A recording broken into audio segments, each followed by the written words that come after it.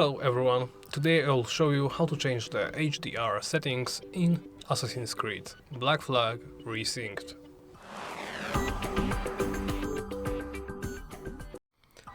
Let's begin by opening the main menu. Do so by pressing the escape key or the menu key on your controller. From here, select Options. In Options, make sure you are in the Video and Display tab. Then select Image Calibration. Open this menu. In here, as you can see, here are the HDR options. Here you can toggle HDR on or off. You can set maximum luminescence, with the default being 800, and you can change the exposure with the default being 0.0. Once you are done, make sure you apply the settings.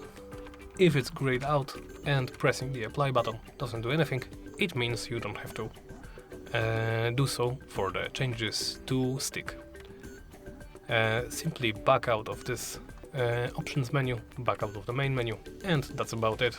Thank you for watching, and please make sure to like, comment and subscribe.